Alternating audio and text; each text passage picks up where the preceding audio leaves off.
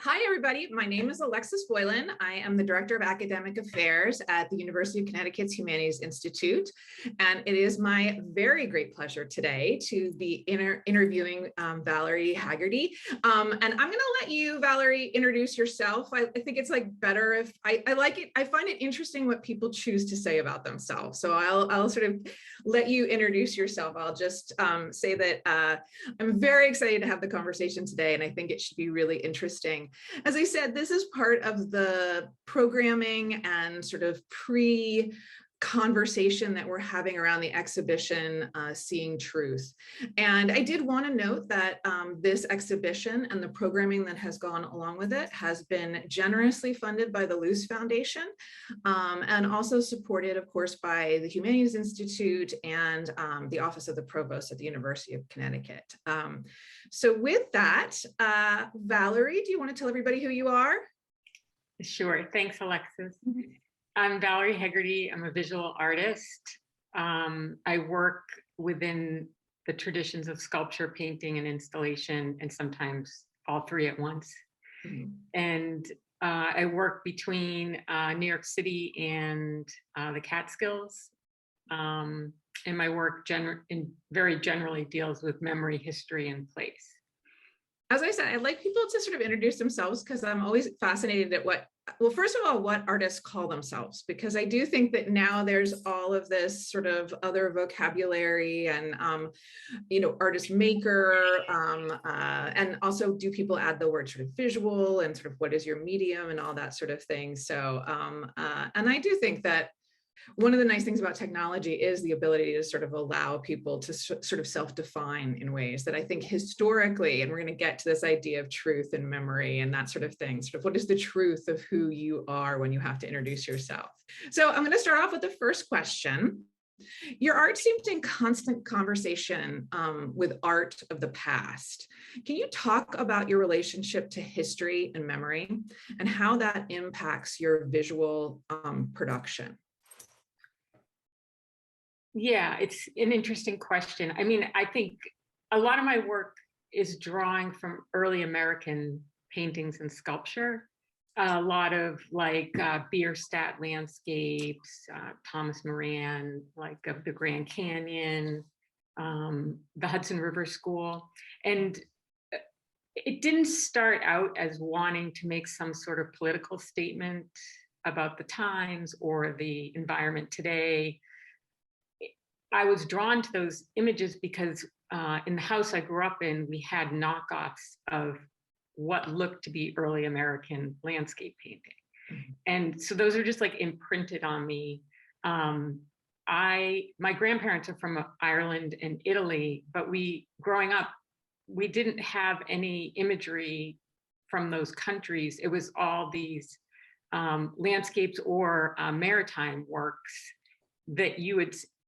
And I grew up outside Boston, so you see these images a lot in public buildings in Boston. And also we grew up in a home that was modeled after a historic home, but was new. Like it was made in the, maybe it was made in the late 50s or something. So we had, and I don't think this is uncommon in homes around Boston, is we had like fake artifacts from the Revolutionary War. Like we had a Revolutionary War rifle over the fireplace and a bed warmer and like a Paul Revere tea set made out of like steel. And so when I was younger, I thought those were like ours, like our family artifacts. So I think I've just had a longing for like an origin story or something. And I don't know, it seems very American to like make up your origin story, but like very Vegas or something. I like the idea of like making artifacts that have something to do with my story, but also the time and place that I'm making art in as an artist in the United States at this time. I'm pulling this familiar imagery, but altering it to maybe comment more on what's happening today, like socially or politically. I don't think of myself as a political artist, but I think you said in our last interview, like all art is political. I didn't realize it would be read so much that way in a way. And then it's kind of just kept going in that direction. I mean, I guess you can't like comment on things happening in the news without it being political in some way. Right. So I think I just have like a desire for history. I always loved old houses and like seeing when people like go in and renovate. And some of my early work looks like renovated rooms that somebody's tearing back into the walls, but it's all made out of paper mache. It's all a recreation. And like I said, I grew up with these recreations. My dad actually bought a bunch of the paintings in the hardware store. Like there was an artist that had a studio in the hardware store. And I guess my dad said the artist went out of town and the guy was selling his paintings because he owed him rent. But I always loved these, like, they kind of look like the Alps or the Rockies. Like, so that's where that comes from, those images. And then once I started working with them, I learned more about them. I don't really remember learning about Manifest Destiny in high school, although maybe we did. So as I read more about them, I mean, I always knew they were used to define like an identity for America, the wilderness, the Western landscapes. But by working with them, I just learn more about that. And I don't think people need to know everything about art history or about everything about how these paintings are thought of. Like, my hope is they can enter the work just by seeing this kind of familiar imagery and having it broken or like altered in some way, like they're able to enter it at that level. Like, what does it mean to see a broken painting in a museum? So I'm going to back up and ask you two questions, because I have to say, I'm like fascinated at this idea of there being antiques or family heirlooms around the house that are not family heirlooms, like they're both not antiques and not family heirlooms. I loved when you said that you wanted them to be like, you wanted them to be something more than they were, and that you wanted this origin story. And I find that so fascinating in this idea of sort of creating a visual that makes the narrative complete or makes something sort of make sense. But I want to pull back, like, was it your mom or your dad who was buying, like, if your dad bought some of these paintings, like, I'm fascinated at where the replicas came from and who was bringing them in the house. And at what point were you like, did you ask them where these came from? And they were like, oh, like the store. Was that a heartbreaking moment for you? Or was it just sort of like a knowledge that was always sort of there, but you were playing with it in your head as a kid? I can't remember, actually, because we used to play with them. I remember there was like a gunpowder horn on with leather. My guess is my dad bought them, or I don't know if the house came with some of them.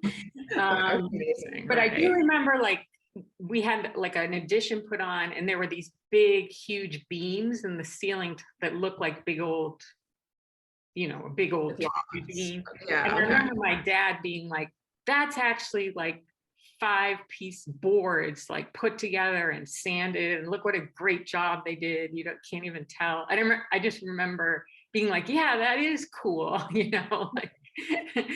So I love his pleasure at the fakeness of it, like this sort of look how amazing they made it look, like they just sort of like the technology of making it look real.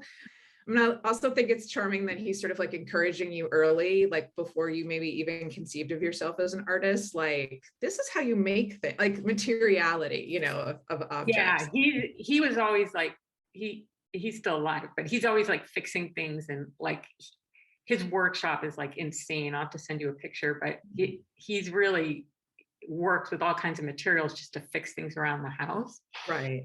And I think, like, as immigrant children, like, there's this desire to be American, because they both were from poor families in Boston, and like this desire to like be more successful or wealthier, or cross like right. social levels. And these are the things like wealthy people have in their houses. They have like paintings of clipper ships and right.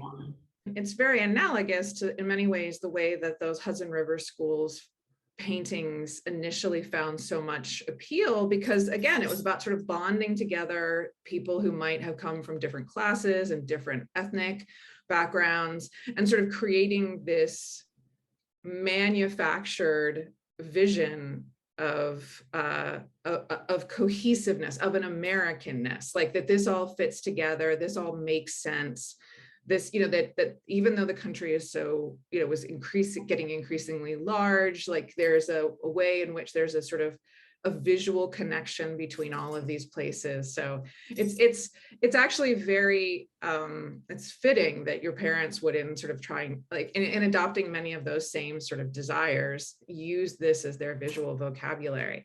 Although it makes me then very interested, Valerie, in particularly how many then of your, particularly the works, they're three-dimensional, but they're meant to mimic paintings that have curdled, or have, like, I mean, you mentioned this before, like the images that are broken. So much of your visual representation seems to suggest almost the sort of hollowness or the lack of cohesiveness or the lack of stability that in these images, because it seems like what you're talking about is that in your home and with your family, there was this sort of this way in which these images created, and that you then as a child were using the pieces to create a cohesive narrative of history and your family and the landscape. But I would say that your art, to me, again, I think curdled is the best word to use for some of those images where it literally looks like they're wrapping into themselves and warped. So what happened in the story or the narrative that brings the warping in for you? I mean, I think when I was in grad school, I made these videos of like me and my family dressing up like we were like pilgrims, like going around. But I was thinking, like, my whole identity is based on like nothing. Is based on like plastic objects that are about a myth. Like that's my identity. And now it just was like, oh no.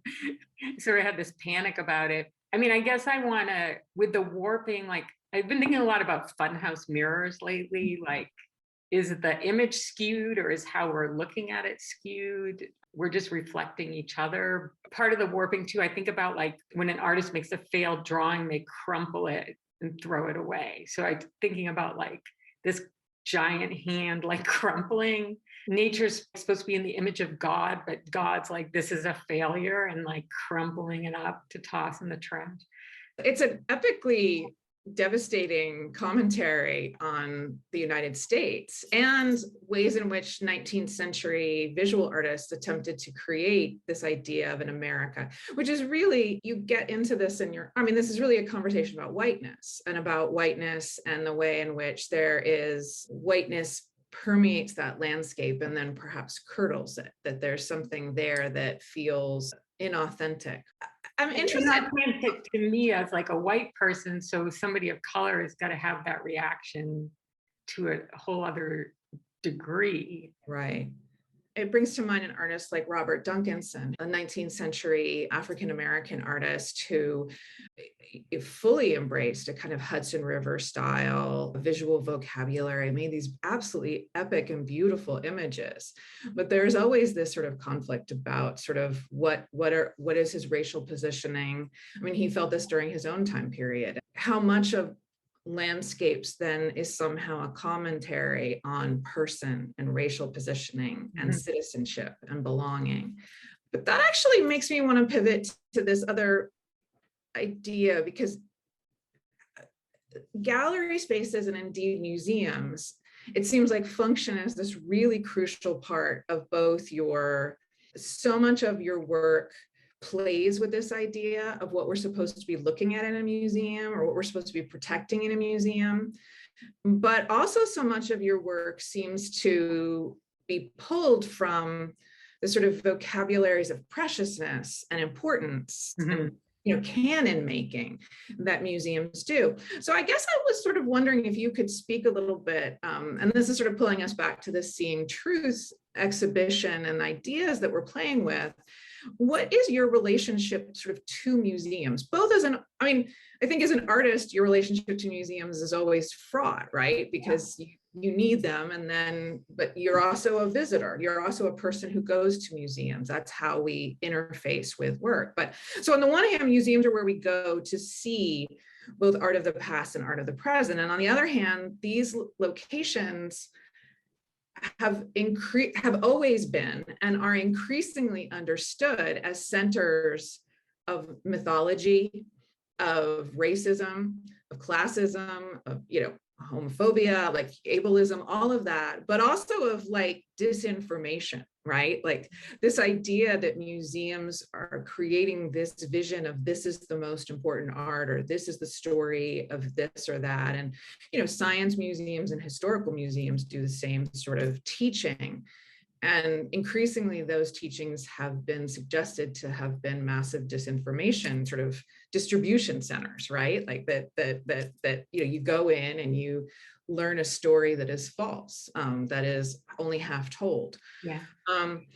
So I was wondering sort of how you negotiate museum spaces vis-a-vis a truth that you both want to speak to and that you want to see about US history. So sort of like, if you could just talk through sort of where you see museums for you right now, both as locations where your art could be, but also as stories about what is the truth of us in knowledge making. Yeah, that's a hard one. I mean, I excel at multi-part, super dense. Yeah, no, you're not I think if there's people who are watching all these interviews, they're going to be like, how can anyone answer any of these questions? So maybe just talk about sort of, let's like break it down. Like, what is your relationship to museums as spaces of knowledge and truth? Like if I feel like I want to know the truth about something, I probably wouldn't go to a museum. Okay. I'd probably like look at news sources. I'd probably do internet research, look at news sources that I trust. I do think it's important when the museum is inviting diverse artists, contemporary artists, to go in and reconfigure things, to create their own project to insert into the collection, so that we get that perspective from the current times and from a diverse population. Right. I think, the museums are all like reorganizing their American wing, for years, but that will probably just be ongoing. I think of the museum more like an archaeological site, and like what archaeologists find is through the lens of their times and like what they're looking for, basically. And so the contemporary artists are important to be brought into these institutions that look like they're the story's immobile or really fixed, so they can shake it up. But as an artist, like I get more information about what other artists are doing, or like, if you want to read all the literature stuck on the wall, like the museums try to tell you more of the story. I only learned this like when I took art history when I was much older, but there's a lot of I feel like there's a lot of subliminal messaging going on. I sort of enjoy museums just for the aesthetics. I don't get really caught up in like what they're conveying to me. Okay, so I find this fascinating because your art is typically shown, not typically, it exists in all kinds of locations, but you've been collected by like an enormous amount of major museums, and your pieces have then been in shows, and they have functioned very much as sort of, I know you hesitated to sort of, that you have complex feelings about being a political artist, but I'm interested then because so often your art is shown in the context of disrupting that museum space. So I think it's interesting that you're like, I don't go to museums to like sort of get anything, but then your art is actually functioning as a way. I think curators are pulling in your work as a way of disrupting the authority of that space. So, I mean, do you think your work is disruptive or not really? Yeah, I think it is. Okay. It's disruptive in this very like easy to access way. In the Brooklyn Museum, my piece Fallen Bierstadt had been in the American Wing for a long time, and it's just like a broken Bierstadt paint. It looks like a Bierstadt painting that's warped and broken, and that's disruptive. It's right next to an actual Bierstadt, the storm over the Rockies, and there's so much time and money goes into restoring these works that they are just seem timeless, and that's part of the story being like immobile. But these works are not timeless. They're decaying like in front of our eyes, but you never see that. So I think just shaking that up a little bit, and it also gives people pause to like consider what they're looking at, so that it stops them and makes them reassess what they're looking at, and they can take that on to the other works. I mean, I think museums is like the best context for my work. I guess saying like I don't go to museums for certain things. I do really like when there's contemporary artists inserted in historic collections. I do really like going to see contemporary artist shows, and they're always in museums or galleries. Those are the spaces we're given to get our work shown. So like trying to figure out how to work within them. Like my work is stronger actually in a museum with a historic collection than in a contemporary gallery. That's interesting in tying it together to sort of your stories about thinking about the home that you grew up in, where paintings are sort of lived with, like sort of this idea of there being a more organic sort of home for them. And galleries are notoriously like, I mean, just so white walled, so that they're meant to sort of just focus you in on the art. I mean, your work, and particularly your more recent work, moves more towards installation, but have you ever sort of thought about like an entire sort of all room installation, or does that not appeal? No, I definitely, I mean, the closest I came was like doing the installations in the period rooms at the Brooklyn Museum. So I didn't like recreate everything, but my work was inserted in 3 different rooms. And so that was interesting to work within a context that was already there, not the white wall context. Because Right. Period rooms, if that would be the place I would think that there was some authenticity, like this is what the room looked like, this is what was in the room. But when I worked on the installations, they were like, oh, this might have been in a room at this time period. Oh, this is actually a recreation from the 70s of the floor. And one of the rooms, the Cupola House, the Brooklyn Museum bought the interior. It's like from North Carolina, because it was the town couldn't afford to restore it. And they moved the whole interior of the Cupola House to the Brooklyn Museum. And then in the meantime, the town got more money, and now they don't have the interior to this historic house. So they replicated the interior. Okay. So like the actual historic site has a copy of the interior. And that's when I was like, oh yeah, like it's all fact and fiction, just like thrown together. It's all fact and fiction thrown together, and it's all to create this. I mean, it's about sort of creating this idea of history, right, that we could immerse ourselves in. I always think that the sort of corollary is like the time travel like novel, yeah, or something, which are often seen as sort of so sci-fi or so fantasy, but then museums really do sort of promise this, like if you step into this space, we're going to help sort of transform. And I always love also how those period rooms are often, they can only really have a couple of people in them, so they really are trying to like make you go on this journey. But yeah, in the Brooklyn Museum, you can't go in them. They're just walled off with glass, so you can only look through the window and the door.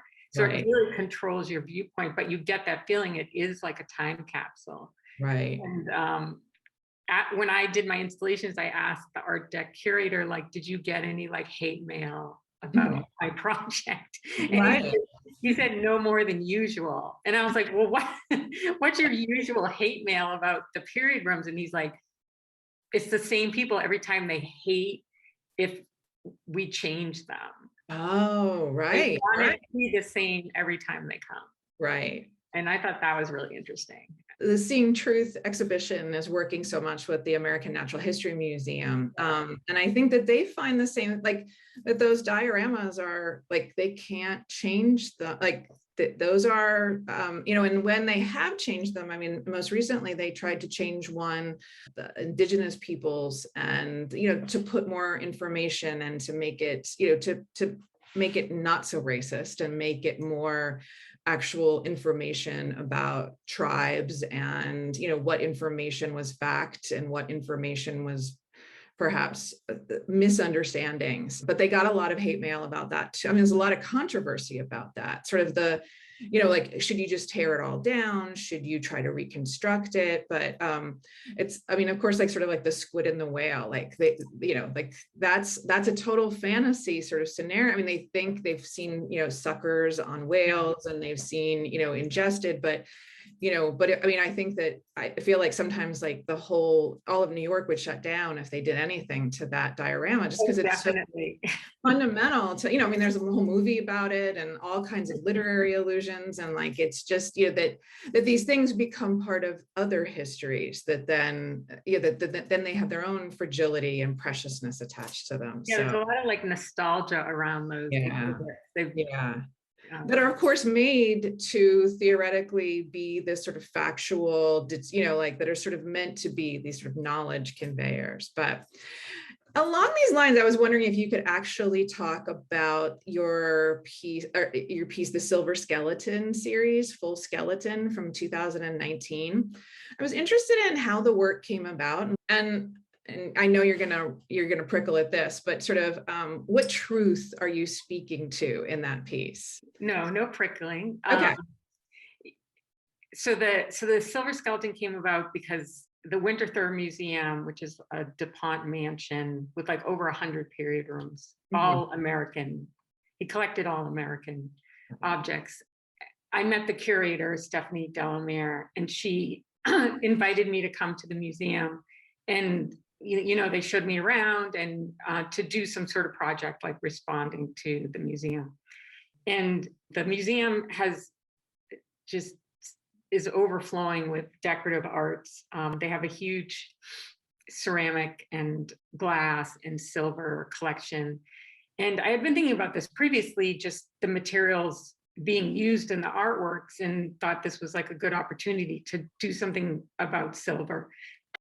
So the truth is like bringing in more of the story of where the silver comes from and the human cost of mining silver. And I wasn't familiar with the history per se, so I was reading more about the history of the silver trade and the mines in Bolivia and Mexico, and how they were like bringing in enslaved Africans to like work the mines. They're like incredibly dangerous, incredibly poisonous. And they would enslave the indigenous peoples that live near the mine. But then all those people would die. And so they have to go out a bigger radius, and then all those people would die. And the only reason they started having better safety at the mines is they had basically run out of workforce. And that's not something I personally think about when I'm in a museum, which is kind of shocking, actually. So the fact, that the end product is this like very expensive, very collectible object that the wealthy are collecting, it's like they're just, it's very literal in a way. The piece is like human bones combined with a silver serving set. So like we're basically just collecting like the bones of these miners. It was also like interesting that about the miners themselves, they would make these sculptures in the mines. I think it was called, they worshiped like the god of the underworld when they were in the mine. I think it's Il Tito maybe. And they would make these effigies that were like half human, half goat. They look like these monsters, and they'd be in the mines, and they would go before they'd go down. When they went down there, they'd give it tobacco and alcohol and things to appease it so that they wouldn't be killed in the mine. But when they were above ground, they like were Catholic. So it was like really interesting. And then, so when I was making the silver set, it has this like macabre quality, but it's in keeping with kind of these effigies they were building also. so that's like just trying to insert like this other part of the story back into the museum. And so I wanted to put the silver set back into the Winterthur Museum. You know, when you do stuff like that at the museum, some people are not going to be on board, some people are going to be on board. It wasn't something that could easily happen. And they might put it in when they do a show that's about like putting a critical eye on the collection. That's kind of a great context for it, is to put it back into a museum collection. Right. It's a fabulous piece. I mean, I also think that increasingly it feels necessary to speak to how much collecting has gone on in museums.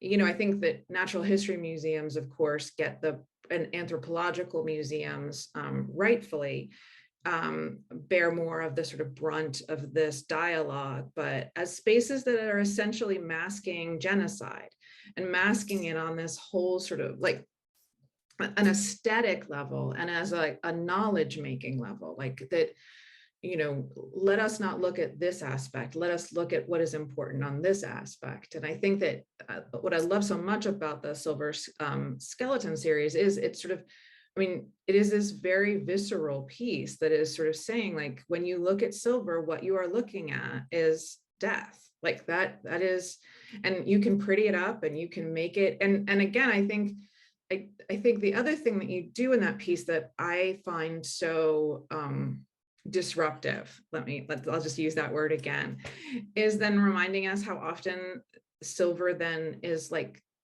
used to eat things. Like, so it's about this sort of process of ingesting this death and ingesting this genocide, this, you know, of capitalism, of greed, but also of racism, and, you know, a sort of colonial empire building that I think that piece is so interesting because, again, it is also very aesthetically pleasing. Like it's like, you know, you want to look at it in the same way that when you go to museums, you often want to sort of like look at beautiful silver and look at ceramics and that sort of thing. Yeah, I was thinking about that recently because my last show, like some of the works were like kind of look like a decaying oven or whatever. It's kind of like got an icky factor.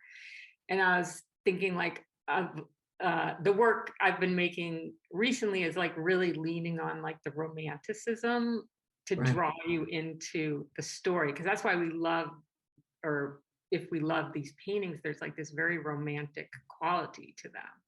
Yeah. And so in a way, like when you do a commentary, if it's too off-putting, like people might not even get pulled into it. They, you know, they can just totally disregard it. Yeah, and basically using the language of like how these images and objects were created in the first place to make something very aesthetically pleasing so that you almost don't realize you're getting this truth. Right. Well, and I do think that there have been, I know the Worcester Art Museum and my colleague, Elizabeth Athens, did this piece of trying to make these connections with the history of slavery and so much American art, and the sort of ways in which museums have done so much work to distance these pieces from their origins or from the moment in which they're created or the people who created them, and how important it is to do the work to bring those things back together again. I teased you about, like, you know, sort of the prickly stuff, but I do find that artists often have complicated relationships to the idea of truth. I think also those of us who are of a particular age and who in many ways came up intellectually in a postmodern moment, then also have this sort of like, there is no truth, truth is relative, like, but that's something that was ingrained in a lot of our, you know, college thinking and beyond. But so much of your work plays with ideas of mythology and truth and history. So I was wondering if you could actually just talk about, like, what is your relationship to the idea of truth, but then more broadly, this is my multi-tier question. What obligation do you as an artist or your art have to truth? Or do you think that truth is something that, like, you don't really have any truck with it, that your story is, that art can do other things it doesn't need to be to even have a relationship with truth. Well, I have the initial response you're talking about, like, there is no truth, like nothing is really objective at first. And then I was thinking, well, what about like Russia bombed Ukraine? Is there no truth there? And then like suddenly it seems like it gets really dangerous to say there's no truth. When I think of how I get bits of the truth in the world, it's in this poetic way, almost like the Cabinet of Curiosities were doing a better job than we do now. Like, it's through different things that are related, that or maybe not related, that you form connections, and that there's some truth that comes out of that. I think with my work, because I'm using these paintings or objects, I can't really separate them from some of the truths about them. I do love work that has no agenda. I'm not like going in with an agenda necessarily, but I do think work can be whatever work wants to be. But because I'm using these images, this content is going to come with it. Right. And I need to acknowledge that. And I want to be on the right side of history. Like, so I don't want to perpetuate racism with my work. Like, I want, if anything, just like illuminate it. Or I don't think I'm picking paintings that are very generalized in a way. It's not like this is like this particular person's experience at this time. It's like this is a clipper ship. So I don't want to go into specifics, because I don't feel like as a Caucasian artist, that's how I experience the history. I experience it more through like these images in museums. But I do feel like I have to acknowledge that content is coming with the image, and then that's ends up being what I'm playing with anyways. The truths I'm trying to tell are maybe the truths that are not immediately revealed in the work, like with the silver skeleton. Like, right. There's not a plaque on the next to the silver canteen saying like 100 people died like making this amount of silver. Well, it really called questions as to why we look at it, and what, I mean, all of a sudden it pulls in a whole mess of ideas that in fact so much of our culture goes to great lengths to hide, and just even to be very sort of banal about it, but like how many people are actually damaged by each package that arrives to our house, like in the sort of grand scheme of people who are, the environment and labor and all this sort of thing. It's not the same thing, but we're not encouraged to think of costs in a broader sense, and how much of the things that give us pleasure come at these tremendous and unconscionable costs. Yeah, and I think we're hit with that information more and more. I think there can be an overload too. Like, doesn't matter what I do, or right. But artists, I mean, mostly are liberals, or like trying to like do the right thing, but we also want to be comfortable. I actually was really drawn to that you're sort of like that you are conscious of wanting to be on the right side of history, which, I mean, I love that phrase, and that phrase has been so interesting for this project, because of course, if you sort of suggest that there's a right and a wrong side of history, in some ways you're negating that there's a truth, but like that you want to win, and that winning is that's the truth if it wins, or if that's the right side of history, or that sort of thing. It's very grounding to hear you sort of say that these are ideas and these are worries that preoccupy your thinking about your own artistic production, that it is important to sort of speak to all of the pieces that are coming in that are influencing you, and that sort of thing. I can show you one behind me. Sure. Yeah. So this is like a clipper ship painting, like turning into a shell. So I was thinking about like, aesthetically trying to make it really romantic and beautiful looking. But when you look inside, the ship is actually going down into this like whirlpool. Oh. So it's like, I wanted to pull the viewer into the kind of the beauty of it, and everybody loves shells, but then, you know, the clipper ship's upside down and getting sunk, Right. getting sent down the spiral. Right. Um, Well, I'm thinking then about sort of particularly in the US, this very devastating history of moving bodies across water in ships Yeah. For slavery. I mean, it's just, yeah, no, that piece is great. I have to say, I'm interested in how light it is. Like you seem to be, it looks like it should be very heavy, but it seems very light. Yeah, because it's partly like paper mache and then part Oh, kind of this epoxy clay. A lot of my work is extremely light. right. Um, Oh, that's fascinating. I would actually not have thought that from having seen your works. They actually seem very heavy. yeah, like when people come to pick it up, they're always shocked, like the guys who come to move it. Here's another clipper ship kind of getting absorbed into the shell.